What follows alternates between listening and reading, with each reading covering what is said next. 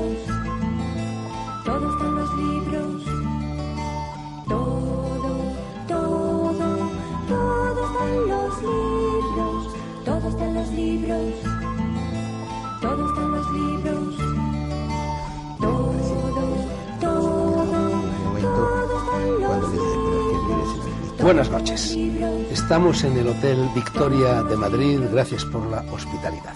Negro sobre blanco pone hoy proa hacia la raya del horizonte, hacia el mar de los sargazos, hacia el paso del noroeste, hacia las fuentes del Nilo, hacia el Kafiristán, hacia Ítaca. O lo que viene a ser lo mismo, vamos a dedicar los 55 minutos íntegros del donoso escrutinio que ahora empieza a charlar con un hombre de Canarias que desde hace muchos años escribe novelas de aventuras, novelas de andar y ver, novelas de pan llevar, novelas que son como barcos, como camellos, como tiburones, como caravansares, como mascarones de proa, como velas henchidas por el viento.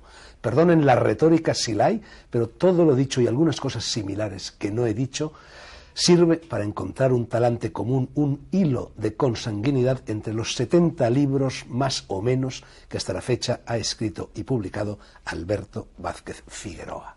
No sé si se han fijado ustedes en el título que hoy lleva negro sobre blanco, Viento en popa a toda vela. Alusión a un poema, la canción del pirata, que todos hemos aprendido de memoria cuando éramos niños, aunque no sé la verdad si los niños de hoy también lo siguen aprendiendo, ojalá sea así.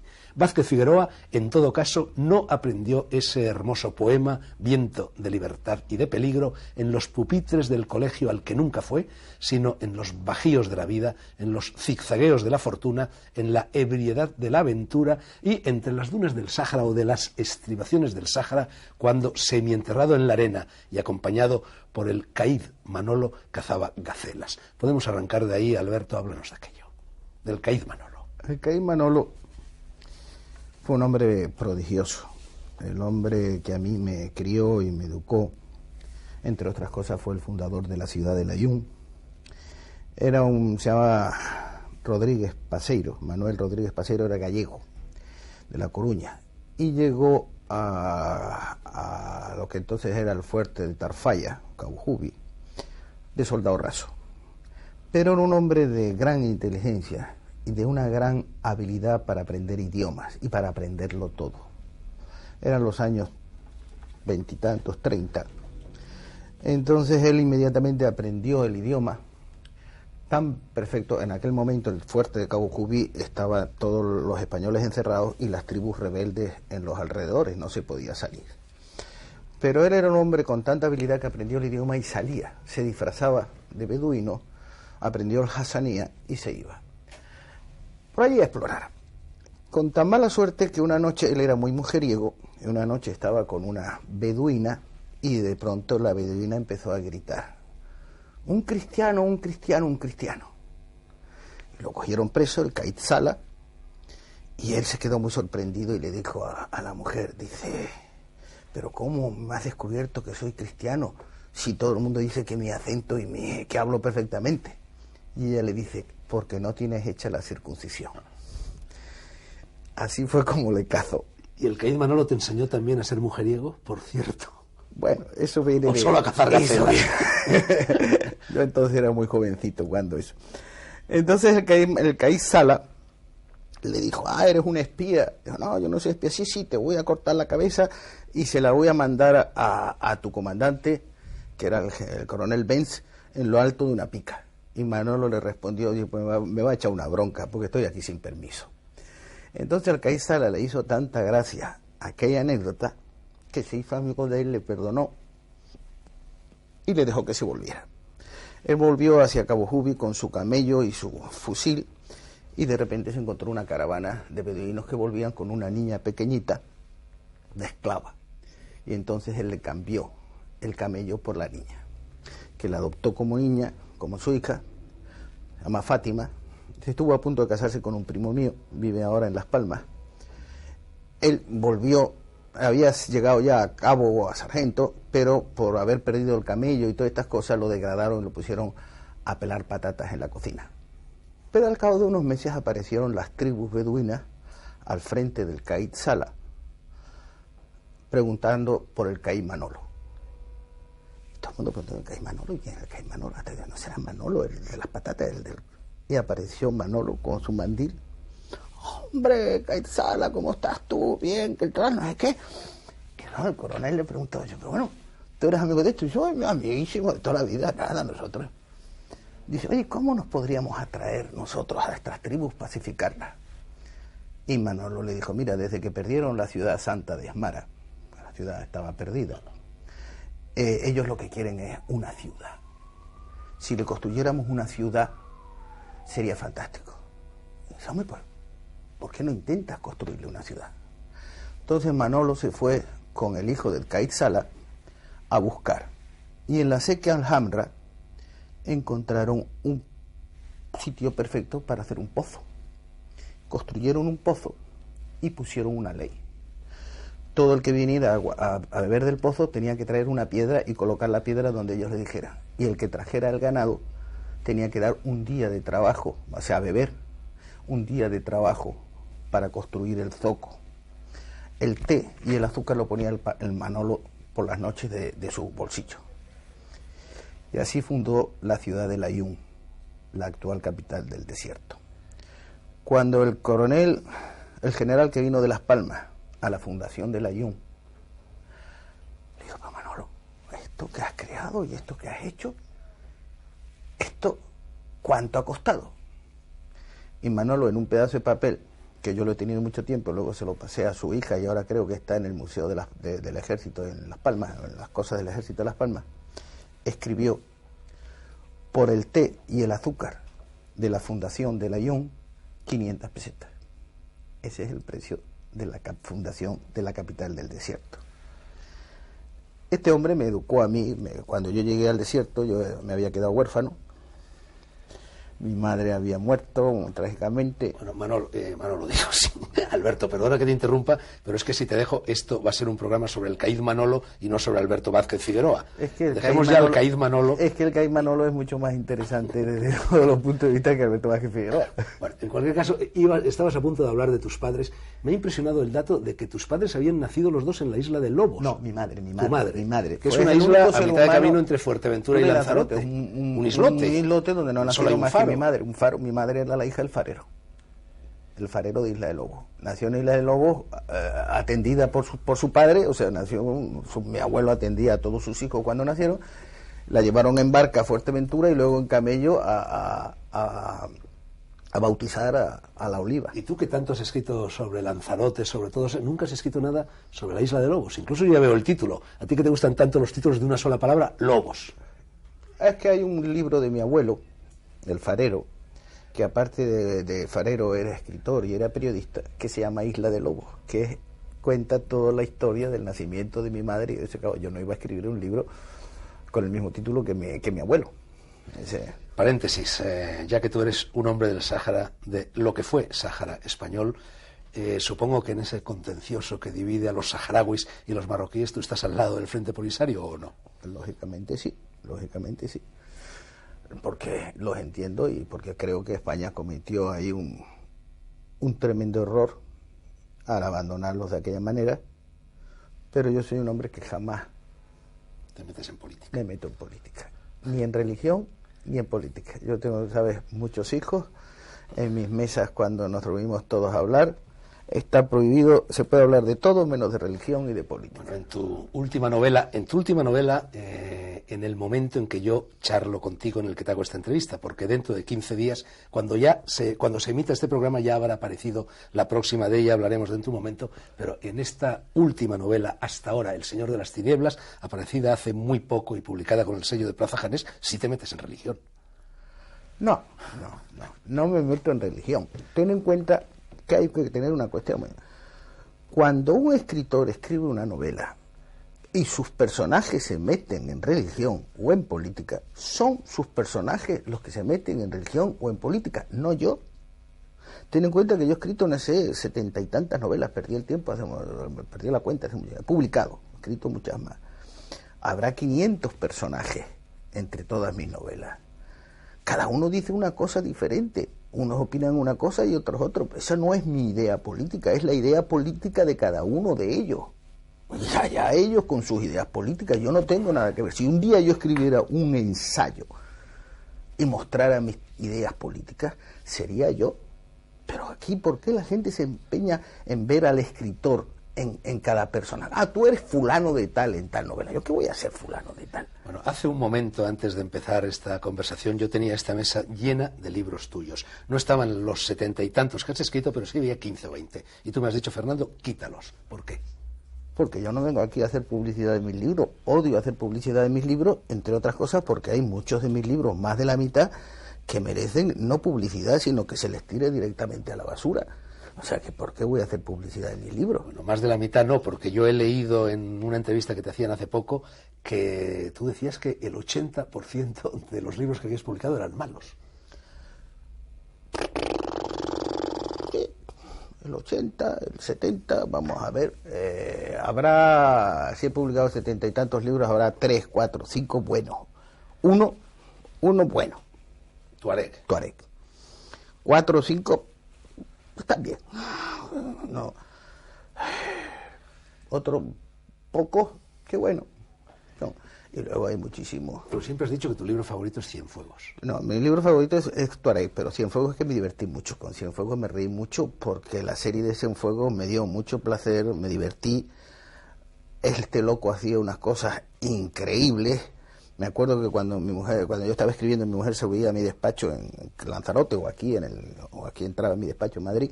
De repente me encontraba riéndome como un desesperado. Y yo, y decía, ¿qué te ríes? No, mira de las cosas que se le ha ocurrido a este ahora el Cienfuegos. Dice, ¿cómo que se le ha ocurrido a Cienfuegos? Tú estás escribiendo, eres tú. Digo, no, a mí no se me pueden ocurrir las estupideces, las chorradas y las cosas que inventa este Cienfuegos. No soy yo, es él. Y la mayoría de las veces es él, y el personaje es el personaje y camina, y tú te sorprendes muchísimo de las cosas que hace. Eso forma parte de tu manual de instrucciones de escritor. Es decir, tú cuando estás escribiendo una novela no sabes lo que va a pasar en la página siguiente. Nunca. Que es la única forma de que el lector tampoco lo sepa. Claro, mucha gente me dice, yo no sé lo que va a pasar en tu novela. Digo, toma, ni yo, si lo supiera no me divertiría. Mi mujer por la noche se pone a leer lo que yo he escrito y me dice, bueno, ¿y ahora qué pasa? Digo, pues no sé. Pero ¿cómo que no sabes? Si aquí están en este problema y en este asunto y ahora están metidos y el Tuareg está metido en la llanura aquella, y ¿cómo va a salir? Digo, bueno, pues ahora es cuando hay que pensar cómo va a salir. A mí una de las cosas que más me divierten en mis novelas de aventura es poner a los personajes en unas situaciones muy críticas, muy difíciles, donde no se puede salir. Y el lector diga, de aquí no puede salir nunca. Y entonces yo me paso luego días pensando, ¿cómo lo voy a sacar de aquí? Hay una cosa que, claro, es evidente. Yo tengo trucos de conocimiento de los lugares, de las situaciones, que el lector no conoce. Es decir, el lector no puede saber, porque no ha vivido 20 años o 15 años en el desierto, que si tú hay un punto en el camello, en el estómago del camello, que si le metes la gumía, siempre sale más de medio litro de un agua verdosa, asquerosa, repugnante, pero que te puede salvar la vida. Eso hay que haber vivido en el desierto para saberlo. Tienes que haber vivido en el Amazonas para saber que tal planta o tal cosa o que tal sistema te puede salvar la situación. O hay que haber navegado en la Polinesia para saber cuando, aunque no veas ninguna isla en el horizonte, sepas que hay una isla en el horizonte, qué clase de isla hay. Yo recuerdo cuando empecé a navegar con los navegantes polinesios, que de repente me decían, el comandante, el capitán aquel, me decía, allí hay una isla, y es alta, más de 800 metros, y volcánica. Y yo me volvía loco, miraba, no veo nada. Echaba mano a los prismáticos, no me dejaba usar prismáticos, nada, prismáticos aquí nada, yo miraba, no hay nada. ¿Qué ves? 4 nubes, sí. Aquellas se mueven, aquella está quieta. Si aquella nube está quieta, quiere decir que está tropezando con algo. Si está tropezando con algo, quiere decir que es una montaña, que es una isla, que tiene más de 800 metros. Si tiene más de 800 metros, y aquí estamos navegando sobre 3.000, 4.000 metros de profundidad, Si fuera volcánica, ya aquí estaríamos notando una diferencia de profundidad. Como no estamos notando diferencia de profundidad, es una isla que ha surgido de abajo. Es volcánica, tiene más de 800 metros. Alberto, hay por lo menos una isla en el mundo que sí se mueve y es una isla que al parecer se ha vista desde tu tierra. Me refiero a la isla de San Brandán. ¿Tú la has visto alguna vez? Esa es falsa. Otro día vas con ese mismo navegante y te dice, allí hay una isla. Y es plana, es grande, baja, un atolón. Y dice, mira, me estás engañando porque ahí no se ven nubes, no se ve nada. O sea que hazme el favor. ¿Por qué? Si es que no te fijas. Dice, ¿de dónde venía el viento esta mañana? De popa. ¿A dónde iban las olas? Hacia allá, lógicamente, hacia proa. ¿Qué viento hay ahora? No hay viento. ¿De dónde vienen las olas? De proa. ¿Qué significa eso? Si esta mañana iban para allá y ahora vuelven y no hay viento, significa que han tropezado con algo, con una isla y vuelven. Calcula la velocidad de la ola, calcula la distancia y sabrás a qué distancia está la isla. Bueno, Alberto Vázquez Figueroa no quiere enseñarnos a escribir, pero en cambio nos está enseñando a navegar, que es más importante. Por cierto, supongo que están llegando hasta sus oídos ruido de claxon, ruido de bocinas. Estamos, ya lo he dicho, en un hotel del centro de Madrid. Son, en el momento en que grabamos esta entrevista, aproximadamente la 1 de la tarde o una cosa así. Son los ruidos de la vida. No importa, porque también en la literatura de Alberto Vázquez Figueroa suena el ruido de la vida. Alberto, en El Señor de las Tinieblas, por hablar un poquito de tus libros y no solo de tu vida, te vas al Amazonas. Precisamente, a esa zona que conoces tan bien. A la alta Amazonía. Y en la novela se dan muchas informaciones, aparte de lo que es la trama puramente de la novela, se van desgranando informaciones, como tú estás haciendo ahora, sobre lo que es el Amazonas y lo que no es, ¿no? Pero ahí lo menos importante es el Amazonas, ni lo menos importante de esta novela es el diablo, ni las cuestiones religiosas, como tú has dicho, de que se habla de religión, del bien y del mal. El problema ahí es el personaje principal, el médico. Cantaclaro. Cantaclaro. Homenaje, como comprenderás. Este hombre se plantea de pronto una pregunta. Es un médico que investiga sobre el cáncer con muy pocas posibilidades y de pronto se plantea una cuestión. El cáncer es hoy la gran enfermedad del mundo. ¿Es el mal? El mal del mundo. No se llega a encontrar, y todos investigan sobre muchos diferentes tipos de cáncer, pero se olvidó una lección importante. En 1798, cuando la viruela era la enfermedad que acababa con el mundo, las plagas de viruela eran terribles, mucho peor de lo que puede hacer hoy en día el cáncer, hubo un médico, Edward Higgins, que se dio cuenta de que aquellos que ordeñaban vacas nunca cogían la viruela. Y se preguntó por qué. Investigó y descubrió que la vaca es inmune a la viruela. Y a través de la sangre de la vaca descubrió la famosa vacuna, que de ahí viene el nombre. Con lo cual se puso fin a la viruela. Hoy en día ya nadie muere de viruela y la última cepa de viruela se eliminó hace 15 años. No queda viruela en el mundo. La peor de las plagas desapareció. Entonces se pregunta, si una vaca es inmune a la viruela, ¿por qué no seguimos el mismo enseñanza que tantos resultados dio hace casi 200 años? Y nos ponemos a buscar un animal que sea tan inmune a la viruela, al cáncer, como es la vaca a la viruela. Si encontramos un animal tan inmune al cáncer como es la vaca a la viruela, con los medios actuales, 200 años más tarde, con la capacidad y los laboratorios que existen, inmediatamente se puede determinar la genética de ese animal y qué es lo que hace que ese animal no tenga cáncer. Y esa es su búsqueda. Y esa es la búsqueda también del protagonista de tu novela, que llega a la conclusión porque se lo revela el diablo en una especie... Eso ya, lo del diablo es un personaje aquí muy secundario. Hay un murciélago, una especie de murciélago. Sé que es el murciélago que me mordió a mí. O sea, a mí, yo padecí durante años lo que se llama hemorragias catastróficas. Qué Por eso barbaridad. sí. Hemorragias catastróficas. Sí, catastróficas. Yo pues empezaba a vomitar sangre y podía llenar un litro de sangre, o sea, un cubo de sangre. Y fue porque te mordió un murciélago en Me el mordieron Amazonas, en el precisamente. Amazonas, en la alta Amazonía ecuatoriana, me mordieron una noche cuando estaba escribiendo el libro, aquí estaba haciendo el libro La Ruta de Orellana, en la zona donde Orellana fracasó, o sea, donde se perdieron los 4.000 de los 5.000 hombres de la expedición de Fernando Pizarro, la zona que solamente desde entonces, solamente han sido capaces de atravesar Orellana y sus 57 y allí murieron 4.000 de los 5.000 que iban. La zona más dura en que yo me he tropezado en mi vida, pues, son la caída de los Andes ecuatorianos. Ahí me mordieron muchas noches los murciélagos vampiros y me dejaron una secuela que es la sangre muy, muy, muy licuada, de tal manera que yo no puedo tomar ajo. Si tomo ajo me pongo enfermísimo y empiezo a vomitar sangre. Si tomo aspirinas me pasa igual. Ahora tengo una ventaja, que es que no será un infarto nunca, y la sangre me circula a toda velocidad. Ahora, si me hago una herida, sangro muy rápidamente. Hubo años yo tenía que llevar siempre una inyección de vitamina K en el bolsillo, porque cuando me daban, bueno, era horroroso.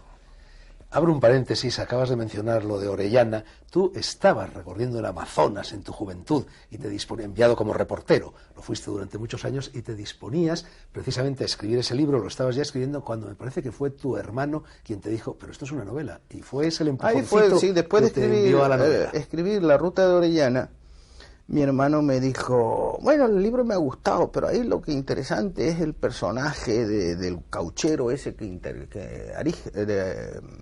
Arquímedes, que yo lo conocí en Manaos, la vida de ese tipo, ¿por qué no escribes una novela sobre él?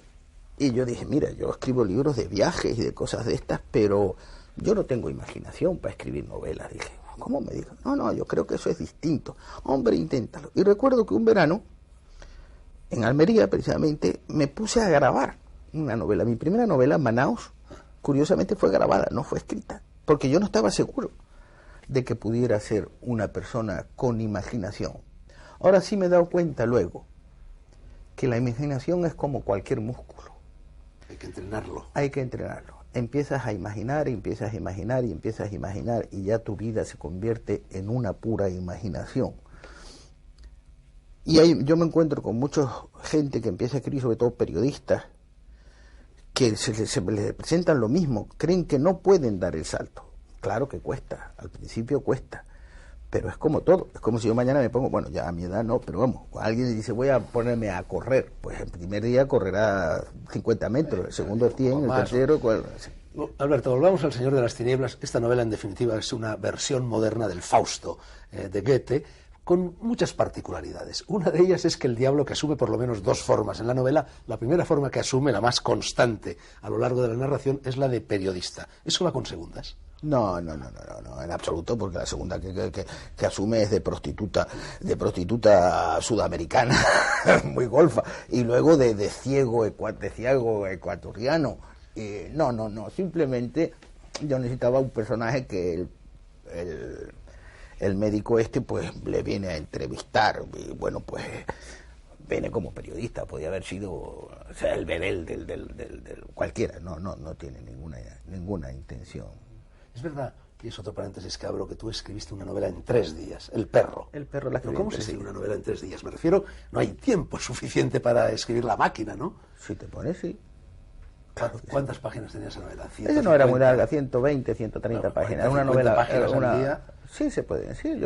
Normalmente yo hago dos cosas. O no escribo nada y me paso el día en la piscina de mi casa, o salgo en el barco a pescar, o me paso jugando al dominó. O si digo trabajo. O sea, a mí no me gusta ese de trabajar 2 horas diarias como si fueras a la oficina. Este trabajo es demasiado bonito para eso. Yo siempre digo, perdonando, y a mi mujer le molesta, que ser escritor es como acostarte con una mujer guapísima. Tú te estás acostando con una mujer guapísima, fenomenal, y lo pasas bomba. Y un buen día viene un señor y te dice, mira, te voy a pagar. ¿Cómo que me va a pagar usted por esto? Si yo disfruto mucho escribiendo. Sí, pero te voy a pagar. Oiga, pues mire, bienvenido sea, pero a mí me sigue gustando igual. Pero de la misma manera, te tiene que seguir gustando a la hora que te quiere gustar. porque acostarse con una mujer guapísima a una hora donde a lo mejor no te apetece nada, pues es un fastidio. Puede que al día siguiente lo hagas 4 veces, pero a lo mejor ese día pues no estás de humor. A mí me pasa lo mismo con escribir. Yo me paso días enteros que no escribo nada. Ahora de repente un día me da la idea o me da esa, y entonces ni barco, ni piscina, ni dominó, ni casino, ni nada. Me encierro y me escribo 20, 30, 40, 50 páginas, las que salgan. Salen todas seguidas. Alberto, en tus años infantiles de Tetuán, en tus años infantiles del Ayun y del Sáhara, mamaste baraca. Te lo pregunto por 2 cosas. Lo que nos acabas de contar de tu hermano y Orellana ya es un primer gesto de baraca que termina convirtiéndote nada menos que en el escritor español que más libros ha vendido. Pero por otra parte, en 1975, me parece que fue, tú llegas al Festival de Cannes acompañado por Emiliano Piedra, que entonces era como tú, un don nadie, y bueno, conoces a un señor que de repente te da $100.000 para llevar al cine tu novela Ébano. Acababa de publicar Ébano y yo estaba con Emiliano Piedra y íbamos los dos, entonces éramos de pobres y estábamos paseando por allí. Estábamos en un hotel pequeñito, se llamaba Splendid, y estábamos paseando por aquí siempre todo el día. Y esa noche yo fui al casino y estaba allí jugando el casino, 4 perratitas que tenía, y de repente un tipo me toca en la espalda y me enseña la foto del libro. El libro dice: "Usted es este, ¿verdad?" Le digo: "Sí, sí." "Hombre, llevamos no sé cuántos días buscándole. Mire, hay un productor de cine, era un suizo, se llama George Alain Boulle, que quiere conocerle, que quiere hablar con usted." Entonces, como sabía que estaba en Cannes, pero no sabía en qué hotel, pues nos ha puesto a una serie de gente a buscarle. Y además está precisamente aquí en el hotel, en el casino, cenando. No, pensé: hombre, su libro, yo he leído su libro, yo quiero hacer una película sobre su libro, sobre Ébano. Luego fue la película Ashanti. Y digo: pues muy bien. ¿Usted me vende los derechos? Pues sí, pues muy bien. ¿Cuánto quiere? Pues no sé, mire, yo qué quiere. Yo voy a hacer una película americana importante. No sé, pues, eso lo habrías dado por 4 duros, me imagino, ¿no? ¿Cuánto? Pues no tengo ni idea. ¿Le parece bien $100.000? $100.000 del año 76. Y dice: ¿qué me dice? Bueno, pues no está mal. Aquel cachondeo, venga conmigo. Y me lleva al hotel cheque. Majestic, llama que baje mi secretaria con una máquina de escribir y un cheque. Y me firma el contrato, me da el cheque, y yo digo: ¿y esto qué hago? Dice: pues mañana va usted a Credit Lyonnais, que está aquí detrás, y lo cobra. Y yo me fui, y dice: y además, usted no puede estar en nuestro Splendid. Yo le voy a buscar a usted una habitación en el Majestic, que es un Cannes, en Festival de Cine, es la remonta. Claro, desde que estuve ese primer día... Tienes habitación reservada, todos los festivales de Cannes, en la misma mesa del hotel, la misma mesa de la piscina y la misma habitación del hotel desde hace 20 y tantos años. Lo cual, este año me ha ocurrido casi exactamente la misma anécdota con Fuerteventura. Estoy en el bar del Majestic y de repente Tonacci, el abogado de Bertolucci, Bertolucci es uno de mis íntimos amigos, el productor, que ha hecho conmigo varias películas, ¿no? Océano, y participó en el Tuareg y en muchas cosas.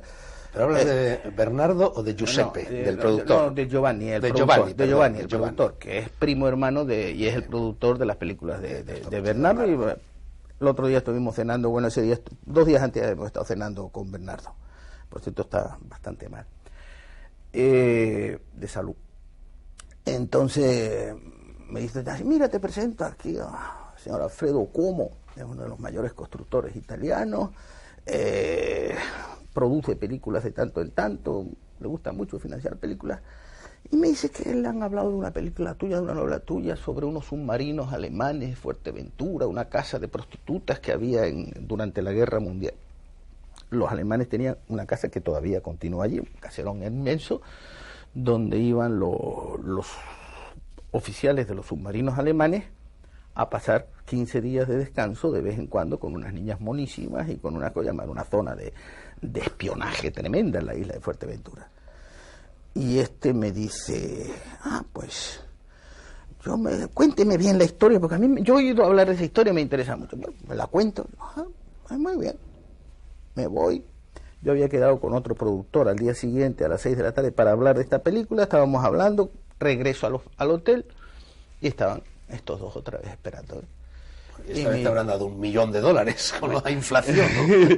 Entonces ¿Qué me para dice, la historia? oye, que lo quieren, que nada, que se queda eso. El contrato. Te mandamos el lunes el contrato a eso. Que quiere que escribas el guión. ¿Cuánto tiempo necesitas? Bueno, pues no sé, 5 o 6 meses, 4 meses, lo que sea. No. Bueno, te pagamos ya el primer plazo, en cuanto traigas el guión, el segundo plazo, y empezamos a preparar la película inmediatamente. Efectivamente, me vine aquí, le escribí el guión. Además, en ese momento acababa de terminar El señor Astinieves, o sea que me sobraba tiempo.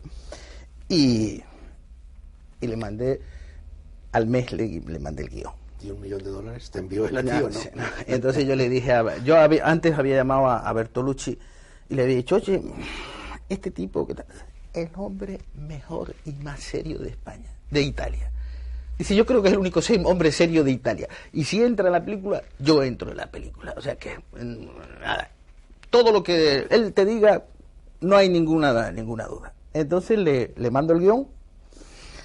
A los 3 días me llama, él tiene una casa en Ibiza, por lo visto muy bonita, estaba en Ibiza, le mando el guión a Ibiza, él entendía bastante bien el español, lo había leído, le había encantado el guión, y entonces llama a Bertolucci y le dice, oye, ¿tú crees que Alberto tenía ya el guión hecho? Dice, no, claro, te ha dicho que lo había hecho, sí. Dice, es que me lo has hecho en un mes. Dice, te ha engañado. Le han sobrado 20 días. Te iba a decir, menos mal que no lo hiciste en 3 días. El año que viene, si me lo permites, me voy contigo al Festival de Cannes a ver si suena la flauta otra vez. Lo dicho, este señor mamó Baraka en el Sáhara, nació con una flor en el culo, y ahora algo que no te gusta nada, Alberto, la publicidad.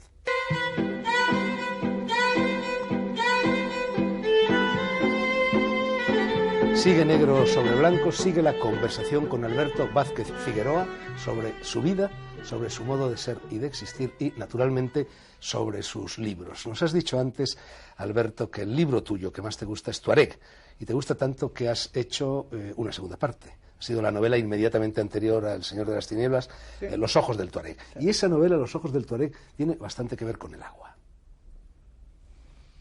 Bueno, en mi vida todo tiene bastante que ver con el agua, sobre todo en los últimos 6 años. Mi vida gira en torno al agua, como sabes. Ahora, eso no es extraño porque la vida de todos los seres humanos gira en torno al agua, y la vida de las civilizaciones y de las culturas ha girado en torno al agua. Aunque eso es algo que mucha gente parece haber olvidado.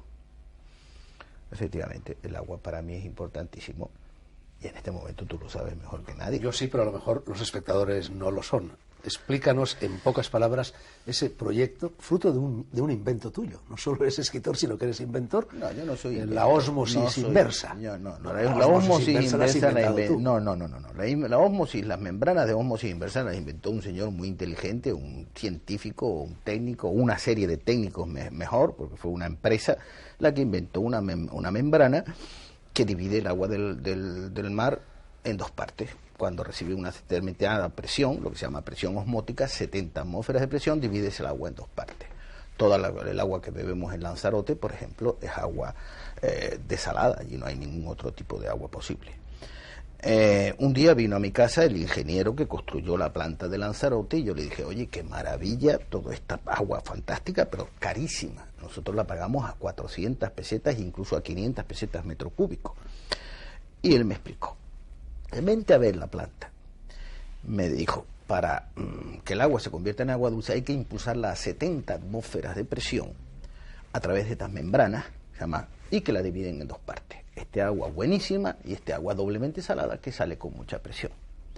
Entonces, como tú sabes, yo fui submarinista, yo estudié con Custodio, me quedé sordo de este oído de un accidente de inmersión, fui 2 años profesor de buceo en el primer buque escuela que hubo en España, el Cruz del Sur.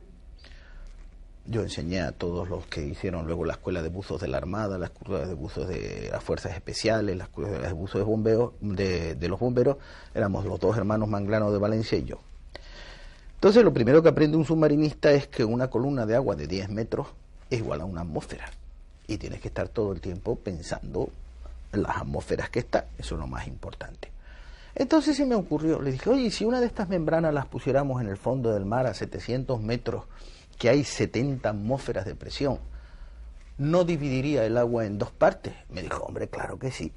Pero a ver quién es el chulo que pone una membrana a esto, a ver dónde encuentras cerca de la costa 700 metros de profundidad y cómo devuelves, porque claro, 700 metros está muy lejos, es un problema, ya mucha gente lo ha pensado, pero... ¿Y ese chulo fuiste tú?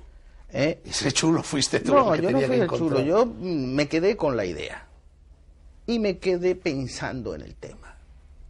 Y un día se me ocurrió, dije, bueno, 700 metros en el mar no, pero si yo hago un pozo en tierra firme de 700 metros de profundidad y lo lleno de agua de mar, como lo que importa es la presión abajo por centímetro cuadrado, la membrana dividirá el agua en dos partes. Como la mitad sale con la misma fuerza con la que entra la salada, con la misma, por un tubo de tubo comunicante, la devuelvo al mar, luego ya no tengo más que sacarla de abajo. Sacar agua de 700 metros es igual a presión, exige la misma energía que presionar las 70 atmósferas. Pero ya a mí la mitad se me ha ido, luego ya solo gasto la mitad de la energía. Al propio tiempo, una desaladora, yo sé, porque lo vi, que cuando se monta, cuando empieza a funcionar, es tan complicada que no se puede parar en días y en semanas. Si se para, tarda otras 8 horas o 9 horas, o 10 o más en ponerse en marcha. Quiere decir que consume energía a todo el arco del consumo, a lo más caro, al precio más caro y al precio más barato. Por eso es tan cara. Digo, sin embargo, si yo tengo mi agua allí abajo, como la presión es siempre constante, cuando quiero cierro, como cuando cierras el grifo de tu casa. Cuando la energía es muy cara cierro, cuando la energía es muy barato abro, quiere decir que solo consumo la energía a mitad de precio. Si he ahorrado la mitad de precio, porque la mitad del agua se me ha ido, la que no me sirve, y por el otro lado ahorro la mitad de precio, estoy sacando el agua a la cuarta de parte de precio que cualquier otro. Y entonces, en función de esa especie de iluminación, Alberto, tú te lanzas al océano, por así decir, y fundas una empresa para patentar y explotar. Al principio me llaman loco. Sin embargo, vienen una serie de ingenieros. Unos dicen, eso es una locura, eso es imposible, una mina a 700 metros, ¿quién va a hacer una mina, un pozo a 700 metros? Y yo dije, un momento, esos señores que se ponen una lámpara todos los días aquí bajan a unas minas, ¿a qué profundidad bajan? Dicen a 2.000, a 3.000. Digo, pues si estos bajan a 2.000 o a 3.000 o a 1.500, que son los mineros, pues a 700 metros se podrá bajar. ¿Quién sabe de esto? Me dijeron, pues la que más sabe es una empresa que se llama Obras Subterráneas, que son los que hacen todas las minas en Asturias. Me fui a verles y le dije, oiga, ¿y hacer un pozo de 700 metros es muy caro? Me dijeron, hombre, eso para nosotros es un agujerito, no es una mina. Las minas empiezan a hacer minas a partir de 2.000 y pico. Esto es, bueno, depende del terreno. Digo, un terreno blando, cómodo. Dice, no, por Dios, eso es lo peor para nosotros, roca pura. Usted dígame en un sitio donde haya roca pura, que es lo que nuestra principal empresa es buscar siempre terrenos basálticos, rocas. Pero claro, el 80% de las costas del mundo son rocas. Entonces, y dice, ¿qué dice usted? Digo, pues mire, yo digo que si mete el agua por aquí sale. ¿Usted está seguro? Digo, pues mire, los ingenieros de esto dicen que sí, que lo difícil es lo de la mina. Y los de la mina dijeron, no, para nosotros lo de la mina es muy fácil. Bueno, pues vamos a ponernos de acuerdo. Entonces el tipo me dijo, si usted forma una compañía, nosotros entramos.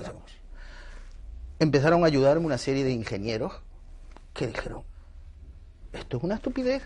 Además me acuerdo cuando fui a patentarlo, el ingeniero, que era un alemán muy así, muy serio, se quedó mirando. Dijo, esto es una gilipollez, pero funciona. Meter agua por aquí, se presiona, sale por aquí, sale la otra, sale la otra. Es como un juego de magia. Ahora, claro, lo que pasa es que tiene que hacer para grandes cantidades. Bueno, el caso es que tú pones en marcha la empresa y Nemo Profeta Interra, porque en estos momentos creo que tienes 100 patentes en el extranjero y en España las cosas están así. No, en España ahora el gobierno nos está ayudando mucho. ¿Por primera vez? Por primera vez el Ministerio de Agricultura, una empresa que se llama Traxa, del Ministerio de Agricultura, nos llamó hace 2 años y pico, hace ya 3 años, empezaron a estudiarlo y pusieron a todo su equipo de ingenieros a estudiarlo. Y al cabo de 2 años los ingenieros me dijeron, oiga, usted tiene razón, esto produce el agua muy, muy, muy barata. Para decirte, sale a mitad de precio que la del trasvase del Ebro. Nada más para decirte los precios. Estamos sacando el agua ahora de coste de producción a unas 40 pesetas metro cúbico, y cuando aquí, por ejemplo, en Barcelona se paga a 290. Y hay ya un esbozo de planta o algo así en Almería. Sí, en Almería, entonces ya el gobierno empieza a interesarse. Y varios ministros, sobre todo la ministra de Nuevas Tecnologías, empieza a interesarse por el asunto. Y muchas personas empiezan a interesarse por el asunto y empiezan a decir que efectivamente yo no estoy loco. Aparte de eso, ya vienen otros países, otros gobiernos y otros países a interesarse. Estamos planteando las plantas de Chile y sobre todo el proyecto sensacional nuestro, el más maravilloso, es el de Jordania. A mí me llamaron el gobierno jordano hace 2 años para que les hiciera una desaladora en el único mar que ellos tienen, que es el Mar Rojo, el Aqaba, para llevar al agua hasta Amman. Entonces yo me dije, bueno, esto va a ser carísimo, porque aunque yo produzca el agua muy barata en Aqaba, llevarla hasta Amman, que está a 300 y pico kilómetros, va a ser costosísimo. Sin embargo, cuando fui allí me pusieron un helicóptero y una serie de cosas para que visitara el país, y me di cuenta, aquí el agua sale gratis. Yo puedo producir toda el agua que quiera dulce, sacándola del Mar Rojo, y llevársela a Amman completamente gratis. Y vamos a hacer una desaladora, se va a llamar el Río de la Paz, que tiene 2 millones de metros cúbicos diarios y sale gratis. Solamente puede salir gratis en 2 países, Jordania e Israel. Bueno, supongo que de todas maneras estos proyectos se habrán visto al menos ligeramente entorpecidos por la guerra que... Esto sí, pero es que es curioso, me di cuenta de una cuestión que nadie se había dado cuenta. Aquí está Aqaba, o sea, el Mar Rojo. Hay una llanura exactamente de 126 kilómetros hasta aquí. Y de pronto aquí cae la depresión del Mar Muerto, con 400 metros de desnivel. O sea, nosotros sacamos el agua desde aquí y la llevamos hasta aquí. Empujarla de aquí a aquí nos cuesta 0,4 kilovatios metro cúbico. Pero cuando cae por una depresión de 400 metros, produce 4 veces más energía. Nadie se había dado cuenta que si tiene un Mar Rojo aquí y un Mar Muerto aquí, esto es un salto de agua eterno, con una ventaja de que todo el agua que mandas al Mar Muerto, automáticamente el Mar Muerto la evapora. El Mar Muerto evapora 6 millones de metros cúbicos diarios, pierde 40 centímetros anuales, lo cual quiere decir que nosotros, mandando el agua con esta depresión, generamos la energía que necesitamos. Tenemos ya 400 metros de esa presión que te digo, aumentamos 300 metros más y conseguimos mandar el agua gratis a Amman, sin coste energético. Alberto, dejemos todos estos detalles técnicos porque yo creo que Eduardo Punset, director y presentador del programa que viene después de Negro sobre Blanco, que se llama Redes y que trata precisamente de estas cosas, me va a acusar y te va a acusar a ti de que nos estamos metiendo en su campo. Por otra parte, no quiero que nos lo expliques, pero creo que has inventado también, aunque no aceptes esta etiqueta de inventor que yo te estoy colgando, otro invento relativo al agua, que es el de un filtro. Porque parece ser que todo esto generaba problemas de filtración. Sí, nosotros del agua, teníamos, los ingenieros, cuando planteamos una planta muy grande en el Mediterráneo, de 500.000 de metros cúbicos, me dijeron, mira Alberto, esto es imposible, porque para 1 millón de metros cúbicos para medio millón necesitamos 1 millón de metros cúbicos de agua muy limpia, porque para desalación el agua tiene que ser muy limpia. Dice, y no hay manera de limpiar diariamente 1 millón de metros cúbicos de agua del Mediterráneo. Y yo dije, ¿por qué? Dice, hombre, porque los filtros que se usan, los filtros de arena, como los de las piscinas, son tan grandes, serían pues como una catedral, algo inmenso que no se puede colocar. Y yo dije, bueno, pues vamos a emplear otros filtros. Y me sorprendió su pregunta, su respuesta. Filtros hay los que hay. Y entonces me di cuenta que... Eran los del siglo pasado, prácticamente. Los del siglo ¿no? pasado. Que en un mundo que ha ido a la luna y que ha hecho las cosas tan increíbles que hace, algo tan importante, cuando estamos en un mundo sucio, contaminado, con ríos podridos, con todas esas cosas, la filtración se había quedado absolutamente obsoleta. Hay la legionela, hay aires contaminados, hay todo, y nadie había inventado un sistema de filtración Y entonces se me ocurrió un sistema de filtración tan estúpidamente simple que el mismo Guido Aglender, el alemán, me dijo, es que tú siempre traes gilipolleces que funcionan. Y es muy simple. Bueno, pero no nos lo expliques. Vamos a hablar un poquito de literatura, si nos queda tiempo, Alberto. De todas maneras, lo que sí quiero que me expliques es, yo he leído una declaración que has hecho en la prensa diciendo que con ese filtro vas a eliminar la legionela del mundo. Sí, porque ten en cuenta que la legionela, uno de los problemas que tiene es que en las torres de refrigeración el agua se queda allí. Aunque lo vayas limpiando, necesitas limpiar, se queda. Y ahí es donde se cría la legionela. Sin embargo, nuestro filtro se limpia instantáneamente cada minuto, o cada 10 minutos, cada vez tú quieras, porque él se limpia solo. El filtro se limpia automáticamente solo, sin ningún eso. Está funcionando para los coches lo mismo. Tú tienes un filtro de aire, inmediatamente cuando pones el filtro en marcha, el filtro se limpia automáticamente solo, que es la gran ventaja del filtro. Que nadie había pensado un filtro que se autolimpia automáticamente.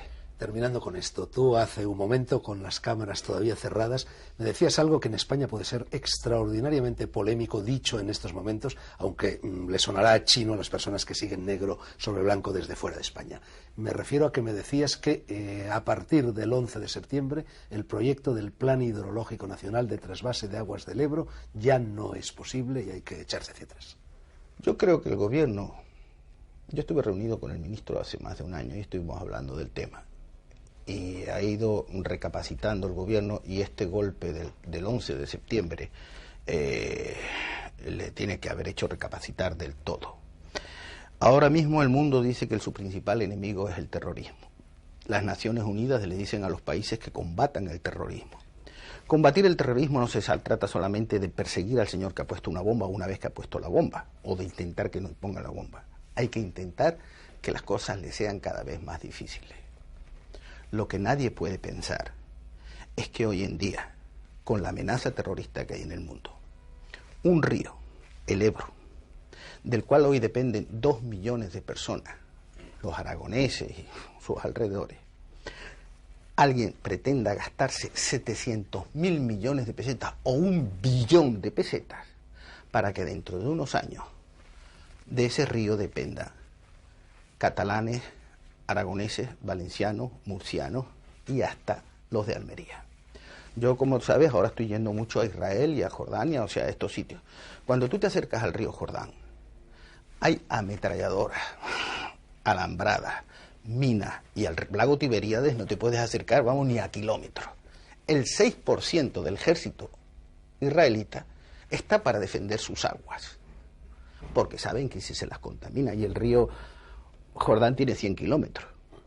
Ahora, el día de mañana, cuando 14 millones de españoles dependan del río Ebro, que tiene 950 kilómetros de largo, 800.000 kilómetros cuadrados de cauce, de superficie, cientos de afluentes, donde no se ha comprobado cuántas minas tipo Alnarcollar hay en su cauce, cuántas fábricas peligrosas, cuántos camiones y trenes con productos químicos pasan por ahí, y cuántos terroristas de cualquier nacionalidad, simplemente con los 20 y tantos productos peligrosos que hoy se pueden conseguir en cualquier supermercado, pueden contaminar ese agua y pueden hacer que a la larga 14 millones de españoles cojan el cáncer.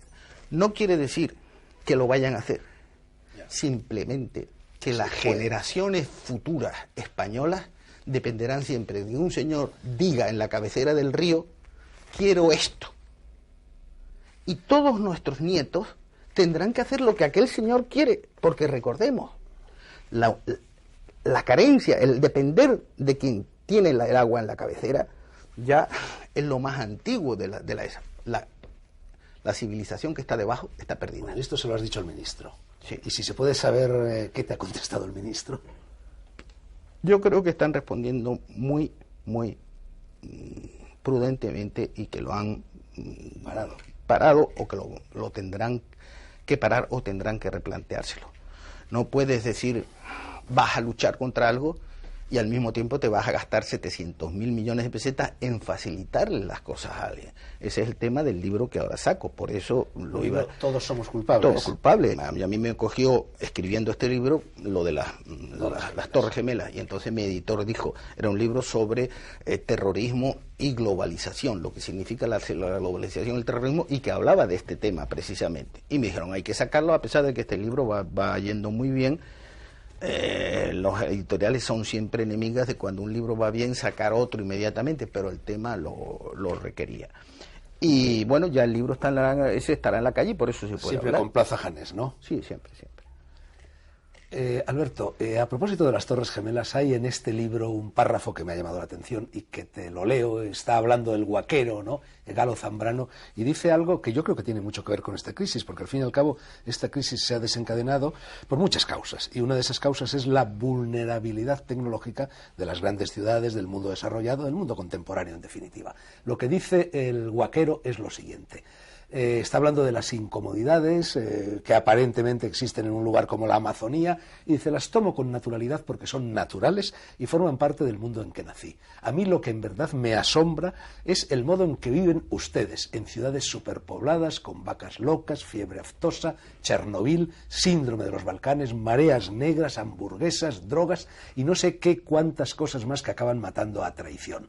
Leyendo la prensa, escuchando la radio y viendo la televisión, se llega a la conclusión de que la alta Amazonía, con sus innegables peligros, es casi un jardín de infancia comparado con cualquiera de esas ciudades a las que ustedes consideran civilizadas. Y luego añade, su aire es una mierda, su agua está contaminada y su comida envenenada. Los cánceres de todo tipo proliferan como las setas tras la lluvia, y de tanto en tanto oleadas de terror nos obligan a plantearnos qué podemos hacer para escapar a tanta hediondez y podredumbre, pero por lo visto ese es el precio que tenemos que pagar por progresar, suponiendo que eso sea progreso, esto lo añado yo, cada vez más a prisa.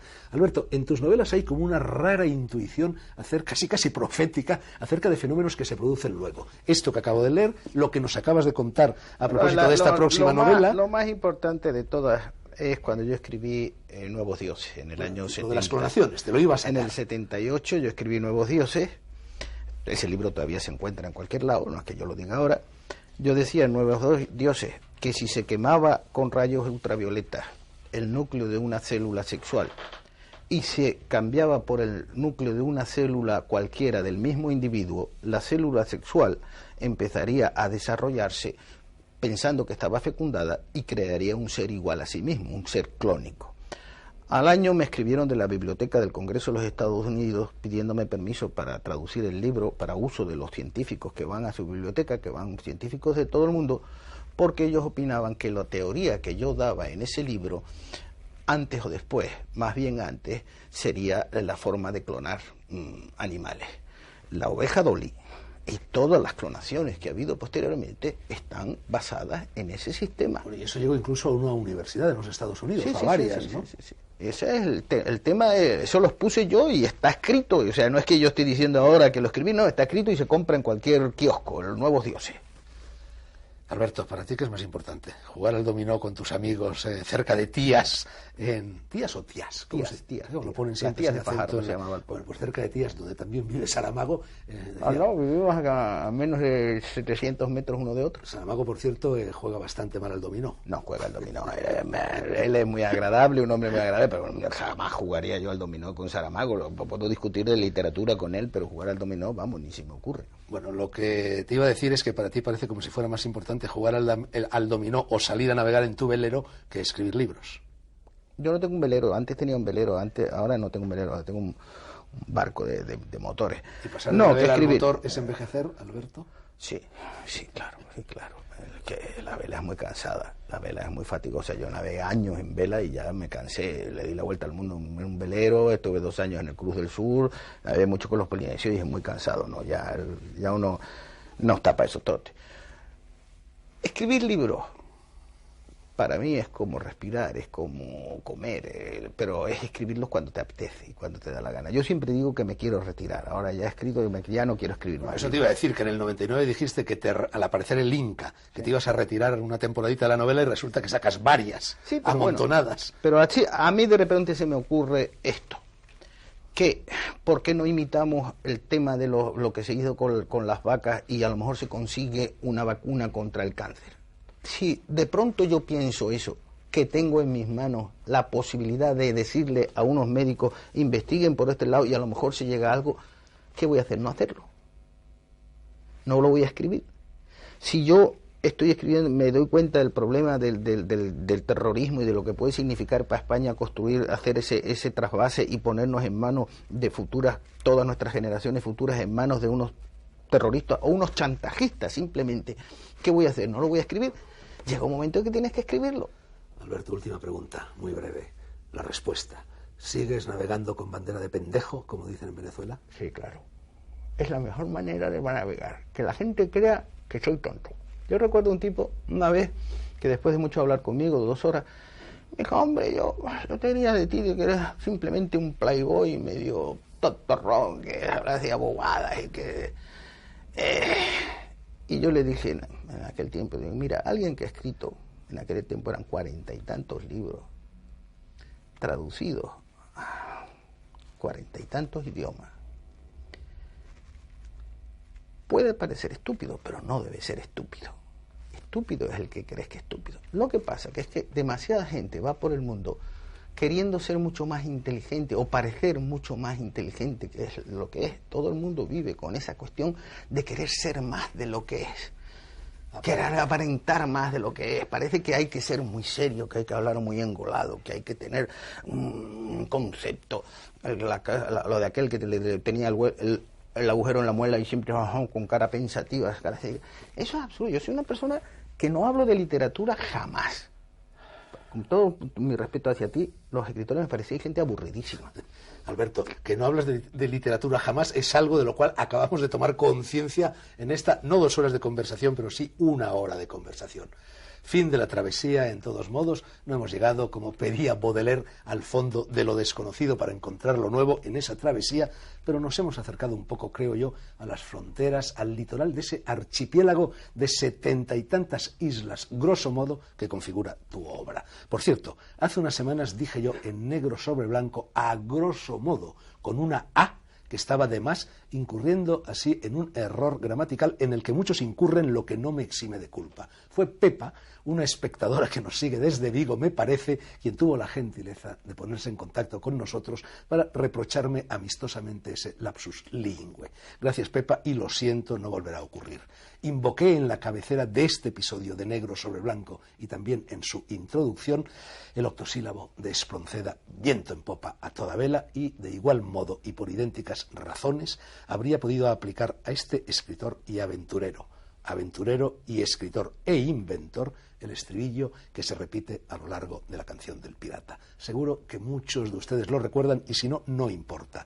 Dice, sustituyendo en él el pronombre posesivo de primera persona mi por el su de la tercera persona, que es su barco, su tesoro, es su Dios, la libertad, su ley, la fuerza y el viento, su única patria, la mar. Alberto, sé que eres muy reacio a aparecer en televisión, razón esta por la cual, además de alabarte el gusto, te agradezco doblemente la deferencia que has tenido conmigo, con Negro sobre Blanco, y con todos esos millones y millones de espectadores que generosa e infatigablemente nos siguen desde las orillas de esos 7 mares que tú también conoces y desde los vientres de esos 5 continentes que tú también conoces al dedillo.